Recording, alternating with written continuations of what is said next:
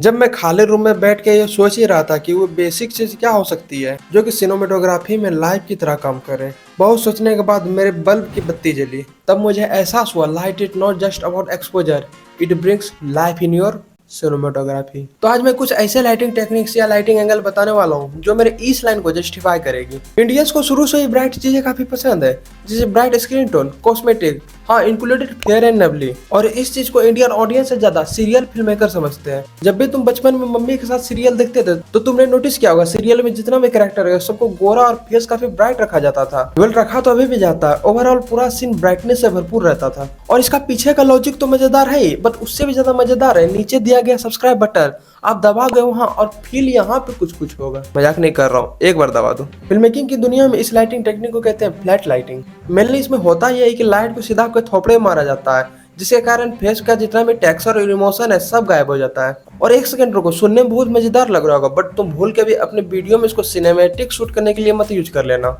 इसका यूज तभी होता है जब किसी कैरेक्टर को बोरिंग, इनोसेंट मेरी तरह या फिर धीर दिखाना हो। मैंने इसका यूज तो दो ही जगह बहुत ज्यादा देखा जाता है, एक तो इंडियन सीरियल फिल्म मेकर और दूसरा कॉमेडी शो में। और नॉर्मल सिनेमैटिक वीडियो में ये अटेम्प्ट टू मर्डर जैसा लगेगा। इसीलिए इस फ्लैट लाइटिंग को हटा करके मेन कैरेक्टर वाली वाइब लाते हैं। करना कुछ नहीं है, बस जो लाइट अभी मेरे फेस के एकदम सामने में थे उसको उठा करके 45 डिग्री प्लेस कर दो। हाँ, अभी लाइट 45 डिग्री पे ही प्लेस है और फिल्म मेकर इसको कहते हैं की लाइटिंग।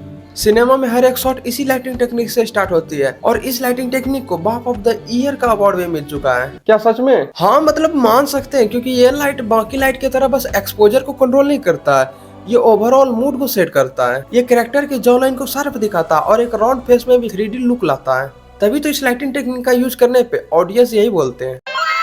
बट इसमें एक प्रॉब्लम है, ठीक उसी बच्चे की तरह जो क्लास में बोलता था सर शायद आज टेस्ट है, उसकी तो इसमें दिक्कत ये आ रही कि फेस का एक साइड पूरा ब्राइट हो जा रहा है और एक साइड में मेरा फ्यूचर दिख रहा है। और इसको सही करने के लिए यूज करेंगे हम फिल लाइट।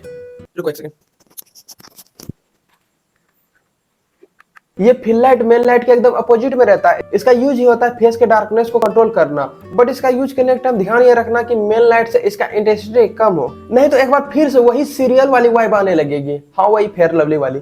बैलेंस ब्राइटनेस में ये सीन में इतना इंटेंस ड्रामा और फियर क्रिएट करेगा कि ऑडियंस पैंट में ही मुद्देगी। अब इसको ये बोलने से पहले हक दिया। इसका यूज देख लो। देखो, मुझे हमेशा प्रॉब्लम होता था जब भी मैं कोई डार्क क्लॉथ पहनता था वो मेरे डार्क बैकग्राउंड से मैच कर जाता था और कोई डिफरेंस ही नहीं रहता था मेन कैरेक्टर यानी कि मुझ में और बैकग्राउंड में। अब इस चीज को फिक्स करने के लिए मैं यूज करता हूँ बैक लाइटिंग, यानी कि इसको तुम रिम लाइट ही बोल दो। ये लाइट हमेशा कैरेक्टर के पीछे रहती है, हाँ मेरी तरह, और बालों और शोल्डर पे एक हेलो इफेक्ट बनाती है और ये कैरेक्टर को सेपरेट करती है बैकग्राउंड से। और अगर तुम्हें अभी भी डिफरेंस समझ में नहीं आ रहा है, ये लाइट हेल्प करता है एक फ्लैट फ्रेम को 3D डेप्थ देने के लिए। और जितनी भी आजकल के रील्स क्रिएटर है वो इसी लाइट का यूज करते हैं। अभी सब चीज तो अच्छा चल ही रहा था, तभी फ्रेम में कुछ बड़ा ट्विस्ट लाने का मन हुआ और उसके लिए मैं ये सारी लाइटिंग टेक्निक का तो यूज नहीं करने वाला हूँ, क्योंकि ये सब लाइटिंग टेक्निक का यूज करने से अच्छा है अरे जाके सुत्ती बाबू। और यहाँ पे काम आएगी साइड लाइटिंग। रूम के सारी लाइट को ऑफ करने के बाद 90 डिग्री एंगल पे फेस पे लाइट डालना है। इससे कुछ कुछ फ्रेम में विलन जैसा वाइब आने लगेगा, जिसकी वजह से कैरेक्टर के फेस 50% ब्राइट एंड 50% डार्क में डिवाइड हो जाता है। ये कैरेक्टर की दो पर्सनैलिटी को दिखाती है। पहला ब्राइट साइड शो करती है कि कैरेक्टर कितना मासूम है और इसकी क्या मजबूरियां रही है, और वहीं डार्क साइड क्रिमिनल वाली वाइब देता है। एंड ट्रस्ट में इस लाइटिंग टेक्निक का यूज करने के बाद ऑडियंस मुतेगी नहीं, सीधा हक देगी, क्योंकि ये कैरेक्टर के दिमाग में इंस्टेंट टेंशन और सस्पेंस क्रिएट करता है। देखो, ओवरऑल इस लाइटिंग टेक्निक में कोई प्रॉब्लम तो नहीं है, बट ये कुछ ज्यादा ही एग्रेसिव लगती है, इसलिए इस चीज को फिक्स करने के लिए हम यूज करते हैं इस लाइटिंग टेक्निक का। लाइट को आगे पुश करके थोड़ा टिल्ट करने के बाद चेहरे पे एक ट्रायंगल बनता है, यही तो है रेम्ब्रांड लाइट। ह्यूमन फेस ज्योमेट्री से डिवाइड है और ये चीज अच्छी तरीके से जानते थे मशहूर डच पेंटर रेम्ब्रांड। और ये लाइटिंग टेक्निक उन्हीं की देन है और उन्हीं के नाम पे तो इस लाइटिंग टेक्निक का नाम पड़ा रेम्ब्रांड लाइटिंग। और इस लाइटिंग टेक्निक को उनके पेंटिंग से इंस्पायर होकर यूज किया गया है। सीन में अगर कोई बड़ा हैवी इमोशनल मोनोलॉग चल रहा है तो आंख बंद के इस ट्रायंगल को अपने फेस पे ला लेना, एंड ट्रस्ट में तुम रिग्रेट नहीं करोगे। और रिग्रेट होगा बस हार्ड लाइट यूज करने से। वेट बता रहा हूँ। देखो, लाइटिंग पोजीशन से बहुत ज्यादा मैटर करता है लाइट की क्वालिटी। हाँ, बस इसी में थोड़ा सा खर्चा कर लेना मेरी बात मान के। बिना फिल्टर के डायरेक्ट नंगा बल या फिर कोई भी सस्ती एलईडी, हाँ वही ठेले वाली, यूज करने से फेस का सारा पिंपल, गड्ढा, स्वीट स्पॉट सब डायरेक्ट स्क्रीन पे दिखने लगता है और ये चीज मुझे बिल्कुल नहीं पसंद है। बट सिनेमा में इंटेंस सीन को क्रिएट करने के लिए इसी लाइटिंग टेक्निक्स का यूज किया जाता है। और अगर तुम मेरी तरह सॉफ्ट सिनेमैटिक लाइटिंग पसंद करते हो तो तुम्हें यूज करना चाहिए सॉफ्ट लाइट। जिसमें तुम्हें सबसे पहले चाहिए एक सॉफ्ट बॉक्स या फिर कोई बड़ा डिफ्यूजर जो कैरेक्टर के पर्सनैलिटी को बिल्कुल बदल के रख देता है। ये चेहरे के दाग धब्बों को रिमूव करता है और कैरेक्टर काफी ज्यादा प्रोफेशनल दिखने लगता है। देखो इन दोनों लाइट का सिंपल और फेयर यूज। फियर और रॉ एग्रेशन के लिए हार्ड लाइट एंड क्लासी और प्रोफेशनल के लिए सॉफ्ट लाइट।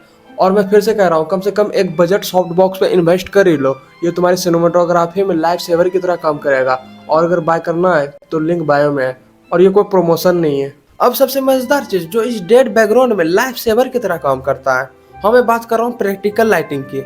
एक्चुअली फ्रेम में तुम जितनी भी लाइटिंग देख सकते हो उसी को कहते हैं प्रैक्टिकल लाइटिंग। जैसे मैं अभी यहाँ पे एक लाइट का यूज कर रहा हूँ। हाँ, मैं कभी कभी रिंग लाइट का भी यूज करता हूँ, जैसे तुमने मेरी पहले वीडियो में देखी होगी। ये ऑडियंस के माइंड में एक फिजिकल लॉजिक देती है, आखिर फ्रेम में लाइटिंग आ कहाँ से रही है। यूजुअली एक रीजन और है कि इसका यूज करने से तुम्हारा बैकग्राउंड अपने आप प्रोफेशनल दिखने लगता है। और बस इसीलिए put some light on your background.